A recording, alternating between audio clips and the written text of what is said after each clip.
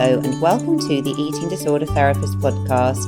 This is a podcast to help you find peace with food and overcome disordered eating. And I'm Harriet Frew, aka the Eating Disorder Therapist. And I'm so excited to share with you all kinds of stories, tips, information and guest interviews to help you on your journey in finding peace with food. So thank you so much for listening today. Now today I'm talking to Berenice Mertens. Berenice is French, 30 years young and a yoga therapist specializing in eating disorders. In her studies to become a yoga therapist, she wrote her thesis on yoga therapy for eating disorders, and she has also developed an 8-week yoga course for the treatment of EDs. Berenice understood the incredible benefits of yoga to restore the brain chemicals, digestive system, bone density, joint pain, the nervous system, the list goes on, all impacted by eating disorders.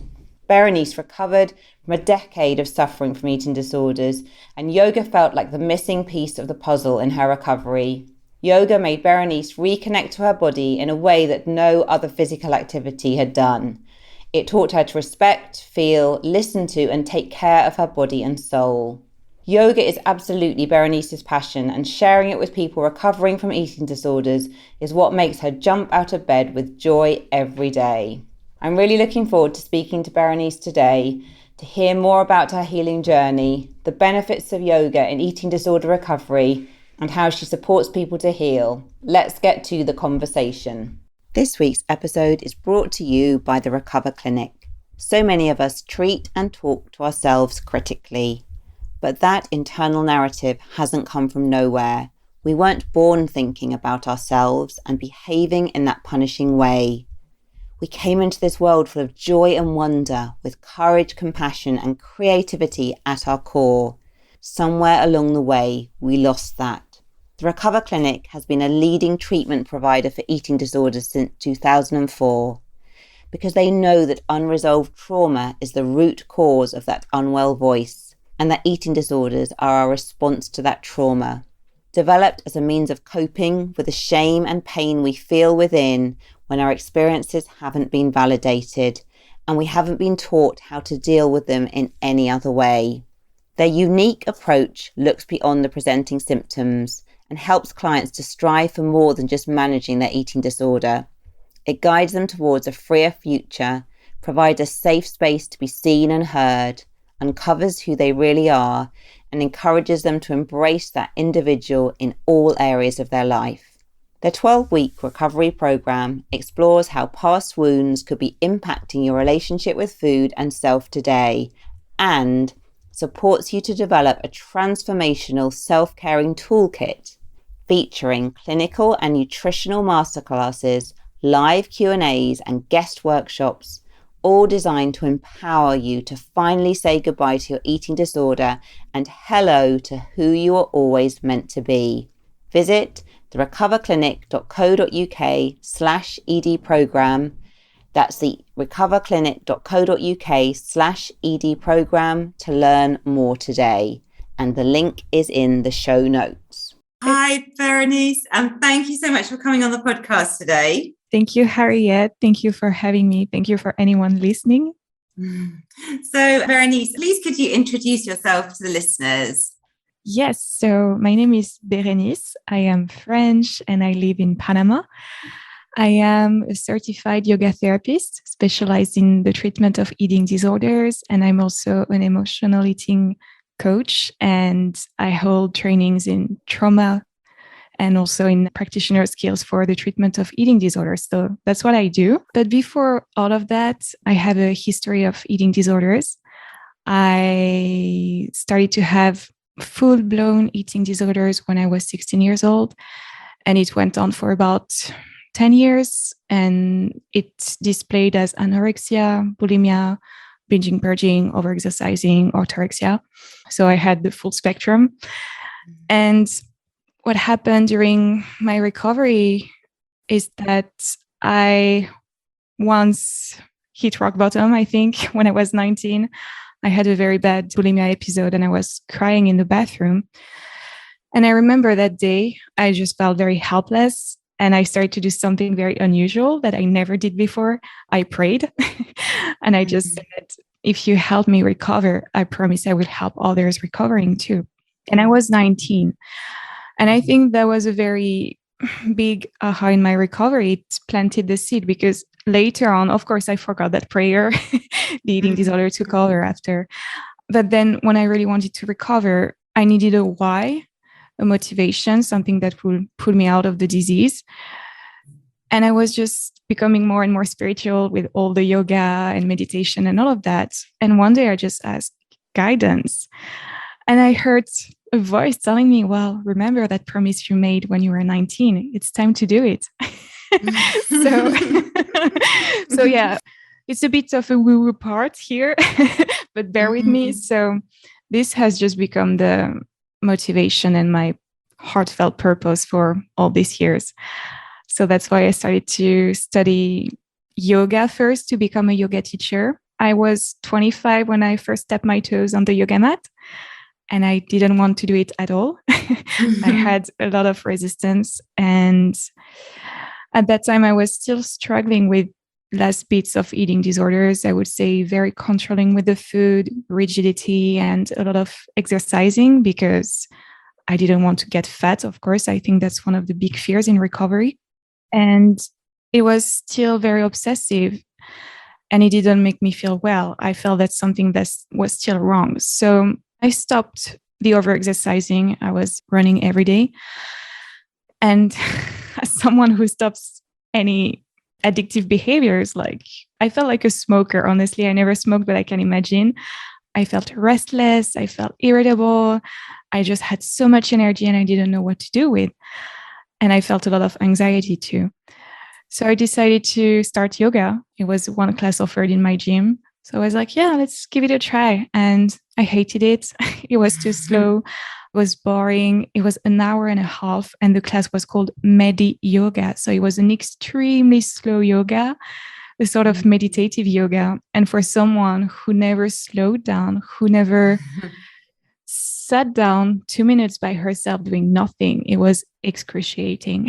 So that's my first yoga experience.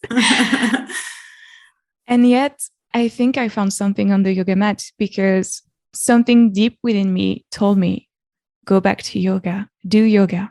And I felt good after. I felt a kind of calm and serenity, even though the first time I went, it was just for one tiny minute, you know. But I felt there was something there that was healing. And I found connection on the yoga mat. For the first time, I could reconnect with my body, get out of my head. I feel that when we are struggling with an eating disorder, we're a lot stuck in the head. You know, it's us struggling with the eating disorder voice and battling with all those thoughts, intrusive thoughts. And for the first time in yoga, I could just be in my body, reconnect with my body and not think my body. I don't know if that makes sense, but often when I was struggling, or even my clients, they tell me how they want to be. They want their body to be this way and that way, etc. But there is no being in the body. And that's what yoga really helped me to embody. So I kept on going to yoga, and I quickly started to practice daily. And I don't know how I can explain that phase. It was just 3 months of intense resistance from the eating disorder, screaming at me like, no, just exercise more, you need to sweat, and all these thoughts, of course. And at the same time, there was a part of me that was healing and that knew that this was the right way. So I kept on going to yoga, meditating every day. Meditation was also life-changing in the sense that I started to be aware of the thoughts and not just acting on them unconsciously. And I realized I was not the thoughts. I was not the eating disorder voice. And I also had freedom to act or not on these thoughts. And this was a huge momentum. And that's also what I guide my clients to do, to start meditation, even if it's just 1 minute when they start every day, but just to commit and to start. After that, I just realized that the life I was living was just not, how can I say? It was just not the right way to live for me anymore. It was not authentic. And I feel also recovering is stepping into your authenticity. And I felt I was not fitting in the boxes I had put myself in all those years. So it was time to just step out of the boxes and do something for myself for the first time and not for others. So I guess the universe hurt me because I lost my job in this time of starting yoga and meditation and the healing work. The company closed because they went bankrupt. I was also tired of the country I was living in. At that time, I was living in Sweden. And I was like, okay, this is maybe the sign that I need to go. I talked with my yoga teacher. I told her I would leave. And she asked me, what are you going to do? And she suggested that I would go to India to do a yoga teacher training course. And of course, my first answer was no. I'm a big resistant whenever something is offered to me, be it recovering from eating disorders or becoming a yoga teacher, it's a no. So if that's you, hang in there. But after saying no, I was, like, yeah, perhaps. And then the perhaps became a yes. So I flew to India and I had no intention to become a yoga teacher. For me, it was primarily to deepen my yoga practice and to discover the Indian culture and the way they're living, etc., the traditions. And when I was in India, I just felt so good that I decided to stay longer. In the end, I stayed 6 months in total. I had several trips there. I came back to Europe and I became a yoga teacher and I started to teach while healing, recovering. And when I came back to Europe, I felt that yoga was great, having therapy was great, but it was still not helping fully. Like something was still missing. I was still struggling with memories from the past and a lot of anxiety, even though yoga helped massively. I still have anxious thoughts. So life was generous enough to put on my path a lovely lady who was a trauma therapist, but at that time I didn't know. I just said I had sessions with a lady. I was like, she's just great. She knows how to talk to me and how to guide me. She has the right words whenever we have sessions together. So that's how I started to work with her. And later on, I realized I had PTSD. So I would say that's how my recovery happened. All the pieces of the puzzles coming together and myself being willing to do the work and looking for answers actively. And I feel like it reminds me of a quote from the poet Rumi: what you seek is seeking you. So when you seek recovery, somehow recovery is seeking you too. And I was teaching yoga, I was healing a lot. And at the same time, I felt that teaching yoga was not enough.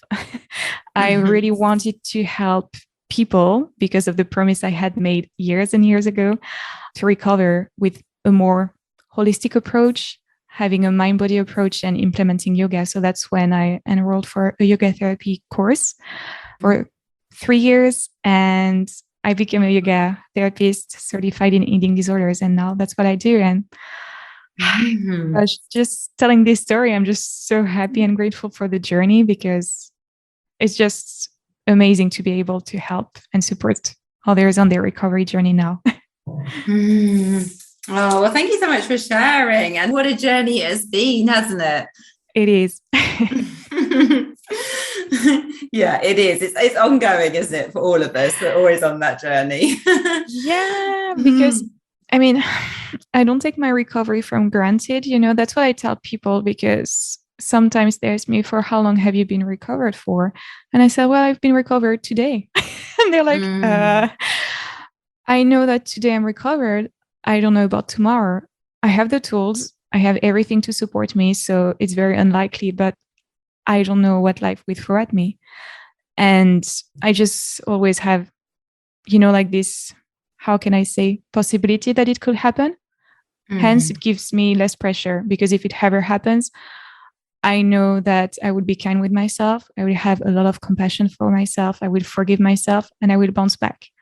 Caveat here, I've been recovered fully for 5 years and I had a relapse or a lapse because it just happened once in 2019 after I lost my 22-year-old brother in a motorcycle accident. And that was the only time, because that was hard. And I used all my tools. I used the yoga, I used the meditation. I reached out for support. I was having therapy and all of that, but it was not enough. And Sometimes when you're in so much pain, when you just want to check out for a while, well, you go back to old patterns, even though they're harmful. And I did. And I was like, okay, fine, that happened. I love myself because I tried my best. I just wanted to numb the pain, and that's fine. And I moved on, and then it never happened again. So I'm not saying that recovery is easy. I'm not saying that if you're listening, you're going to relapse for sure. But I'm saying that there's a possibility it can happen, and that's okay. Yeah, no, well, thank you just for talking through that, Berenice. And I'm so sorry to hear about the loss of your brother. You know, what a devastating loss and such a young age as well. Yeah, thank you for your kind words, Harriet. Okay. So, Berenice, are you okay if I just sort of pick up on a few bits from your story? So I think there's so much in there. Yes, please. So can I ask you, like, you know, just a little bit about, you know, what you thought kind of contributed to you developing an eating disorder in the first place? Like, I'm aware with this, it's very complex, and, you know, there might be lots of things maybe as well that perhaps you wouldn't want to share like openly on a podcast to the world. But I guess, could you just perhaps just even to talk a bit more generally about some of the things that you think may have led you to use it as a coping strategy in the first place? Yeah, absolutely. I'm very open to my story, especially if it can help. I feel when I was 9 years old, my parents divorced, and that's when I started to be very obsessed with food, even though I didn't realize. At that time, I just started to eat more, to be more focused on sweets, even though I was not really into sweets when I was a kid. But when my parents divorced, I felt lonely, I felt abandoned, I wanted to fix the situations, you know, like all these thoughts that just happen in the head of a kid who is having his parents going through a divorce. And food just became my comfort. Food became my, how can I say, my treat, you know, when it was hard. Food was sweet. Food was kind in a way. Food was not harming. And I found a lot of, well, sweetness in food. That makes sense. And later on, I mean, for any mom listening to the podcast right now, I'm not blaming you. I'm not blaming how you're bringing up your children. But I grew up with a mom who was very focused on how she looks, because as a woman in the 21st century, it's very important, right? We have so much pressure. So she was always very aware of her physique and what she ate, etc. So I think that I just indirectly took on this as well. And being a teenager, I mean, there were several things that really sparked, you know, like seeing a movie about a girl going through bulimia. It was not so much about prevention. It was more about how to become bulimic. So I was like, oh, that's a cool movie, actually. She's bulimic, and now she has attention from people, and she can eat whatever she wants and be slim. So that's really how it impacted my brain. But I would say what sparkled everything was when I turned 16, and it was a bit of chaos at home. It was a dysfunctional environment. And I ended up living by myself when I was 16 because my high school was too far from my mom's new boyfriend's place. So the deal was for me to stay at home the week by myself, to go to school, and then to hang out with my family during the weekend.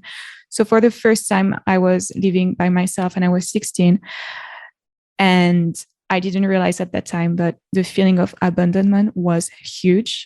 And to cope with that, I just started to not eat. I started to diet. And in that period when I was living by myself, I was watching a lot of TV, and I saw a documentary about how overweight people can lose weight. And they mention a certain number of calories to not eat over to lose weight. And in my mind was like, well, great. I'm going to lose weight. That's fun.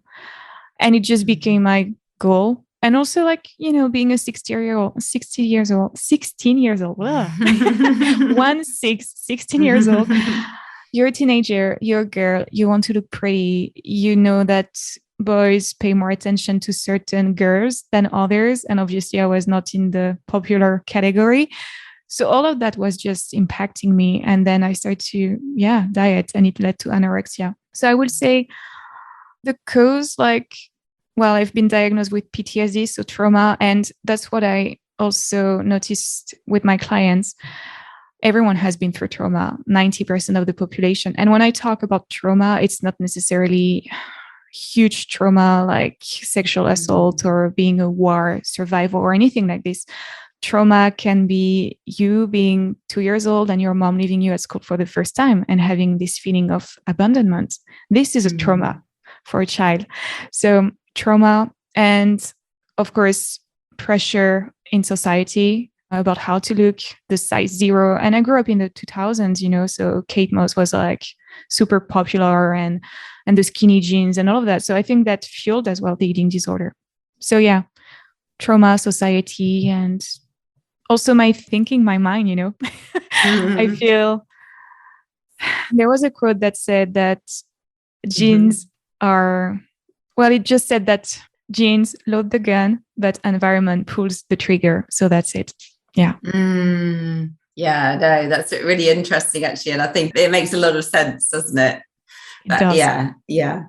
Well, thank you for sharing that really openly. And I think it just really illustrates, doesn't it, how our stories are very personal, and also eating disorders are quite complex, aren't they? And it can be a whole kind of many, many things kind of coming together and intertwining. Yeah. Absolutely. So what struck me, Berenice, as well for you is there's obviously a kind of spiritual element really running through your recovery, although perhaps you didn't realize it at the time. And you talked about like when you were 19 and kind of saying a prayer and, almost that kind of being a kind of a hit rock bottom moment, but then something that you came back to in your mind in the future. So has the spiritual part of, recovery been really important for you and helping you to kind of get where you are today? Yeah, 100%. I think I've always been sort of spiritual in a way without realizing. When I was a kid, I was, like believing in signs and talking sometimes to the sky, or I think I've always been a bit woo-woo. Yeah. But I denied that part, especially in the years of the eating disorders. Everything was very pragmatic. I was all about being reasonable and logic. So I was disconnected from that spiritual side. And I also went to a 12-step program for eating disorders in my early recovery days. And they talk about spirituality, about having a higher power, building this relationship with God or anything you can believe in. And that planted another seed. And I was like, that's great. So I left the 12-step program because at one point it was not helping me anymore. It was great in the start, but not for like actively recovering. So I kept the positive, and obviously spirituality was one side of it. Yoga also is very spiritual in the way that, there are teachers who are very spiritual, but yoga means union. So it means the union between the body, the mind, and the spirit or the soul. And it happens through the practice without you having the intention.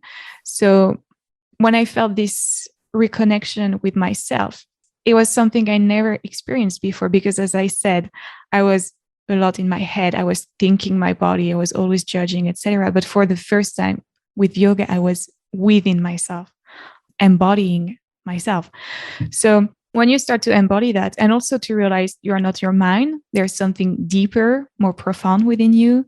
So you can call it your higher self, your inner self, your true self, whatever, your inner light, or you start to realize that, yeah, there might be something else. And for me, surrendering my recovery to something outside of me was extremely helpful, because I couldn't recover with the same mind that led me to develop eating disorders.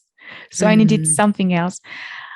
You cannot give all the credit of your recovery to your therapists or your dietitians or whoever you're working with, because they're not gods. They're helping you. But in the end, recovery happens thanks to you. And for me, having a higher force that will just help me, support me, with which I could talk to anytime, that was so comforting and so important for me. Yeah. So yeah, spirituality, 100%.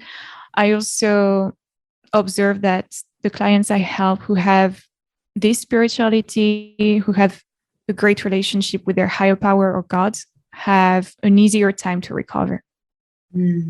Yeah, it's so interesting. And thank you for sharing that, because I'm sure there will be people listening who really resonate with that, or also who may have never thought about sort of surrendering almost to a higher power and how that could be something to explore.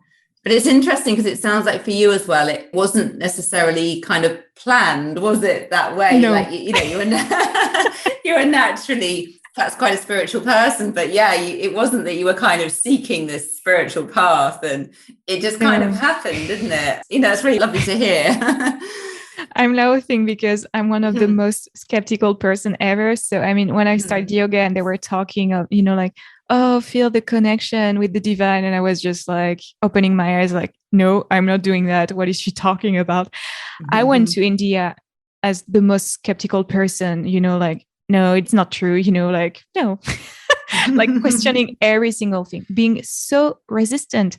And once again, I was resistant in my recovery. I was resistant on my yoga journey. I'm resistant with everything. So at one point, I have to surrender this resistance. And I'm like the crazy person talking to God in the morning when I go on my morning walk. I'm like, hey, listen, that's how I'm feeling today.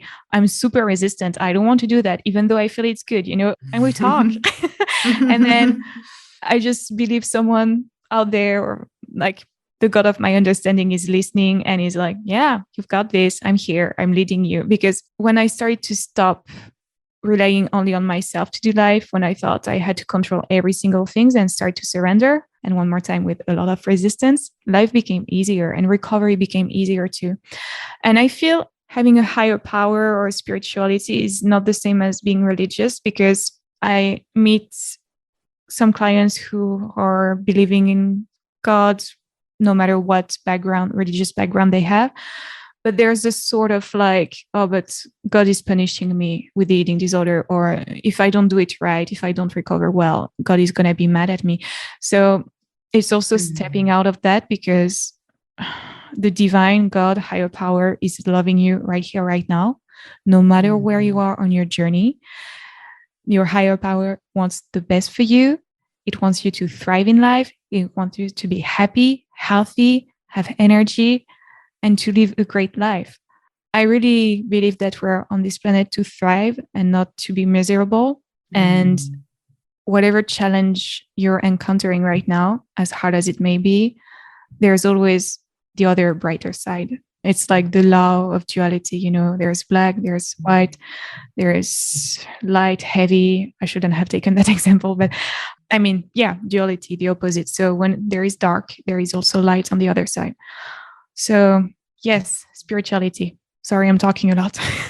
No, I mean, it's good. I think it's just really great for you to be explaining it more, actually. And because I'm sure it will really resonate with people, and also just kind of give hope and something else just to sort of think about. Because I think when you have an eating disorder, and in life generally, we do try, don't we, to control everything, be really sort of practical, logical, take everything on board, be like this kind of super person, but it's not really sustainable. Yeah, I think it's great to realize that maybe, we don't have to do it alone. And, just thinking a bit more about the spiritual world, and, even just perhaps reflecting on that for the first time.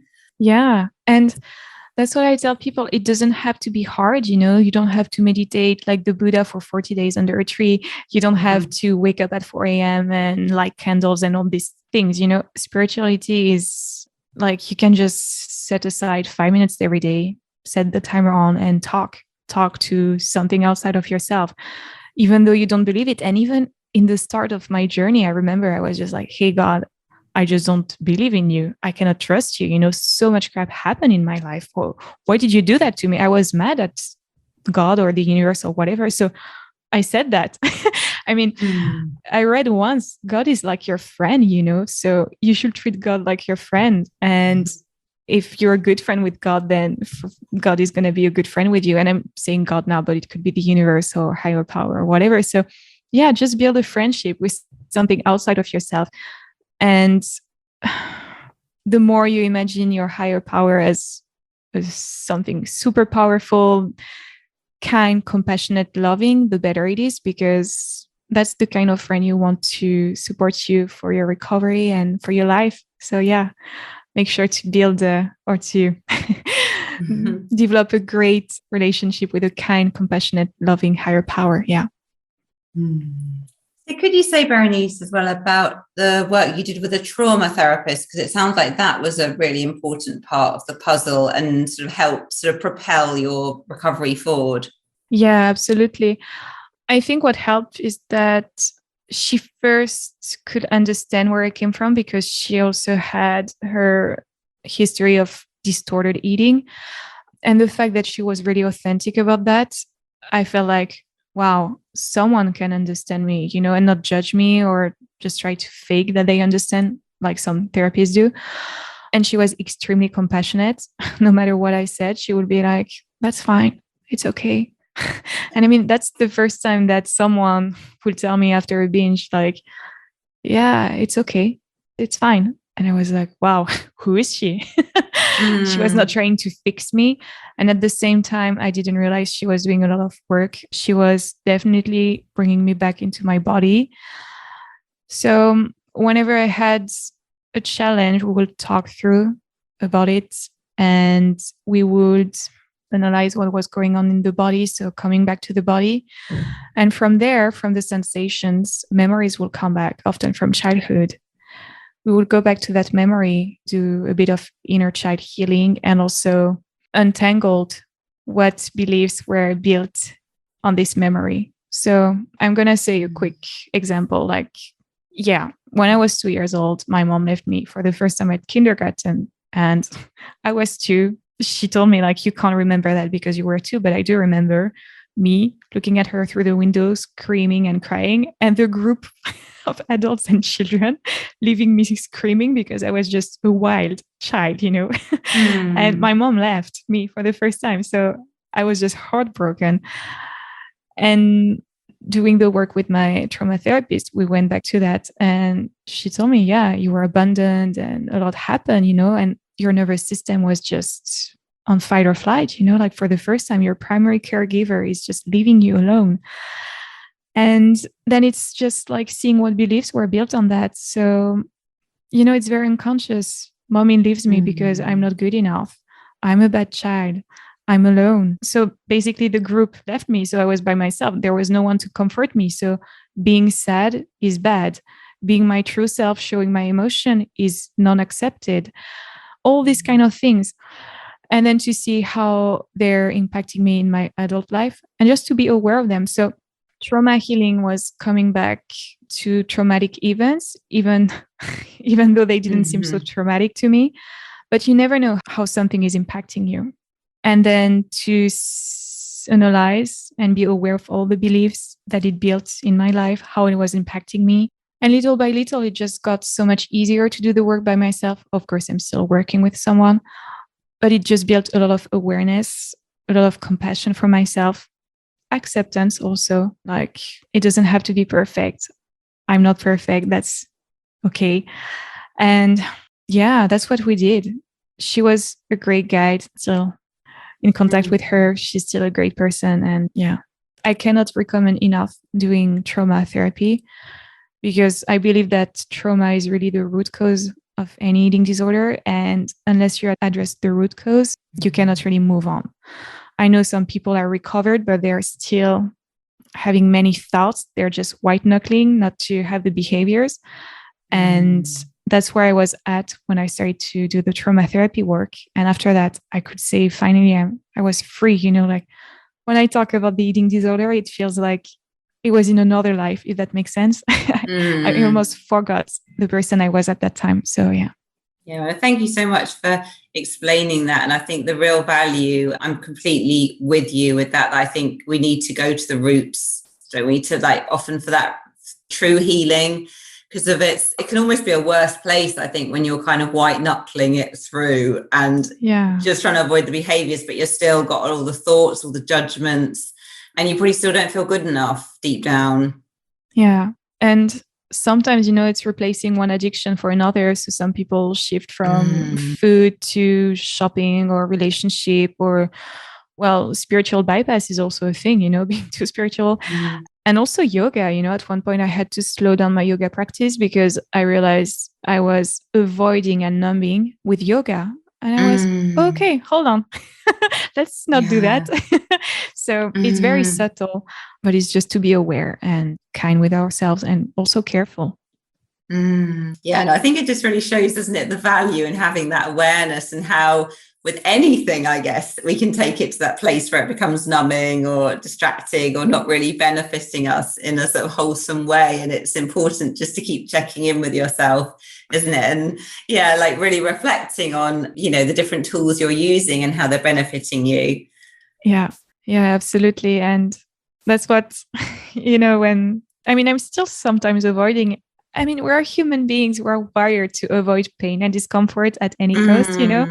Yeah. So whenever there's discomfort and we don't want to feel sadness or loneliness or stress, or of course, it's our reaction to try to numb. So sometimes I'm consciously avoiding, I'm aware of it. And I'm like, okay, you're avoiding for the next hour, you're going to do something else, but let's sit for 5 minutes after. So I have 1 hour when I'm consciously numbing. Yeah, no, thank you for your honesty, because I think it's absolutely true, isn't it? Like, and I think it's an illusion, isn't it, that there is no kind of perfect endpoint, really. We're all on this journey. Yeah. And that's what I want to also bring out to the world, that recovery is not a perfect linear journey. It's simple. It's not easy. It's doable completely. Like, recovery is absolutely possible. And it's just about becoming your authentic self. And your authentic self is not perfect. And that's okay, because you are unique and the world needs a unique you. That's it.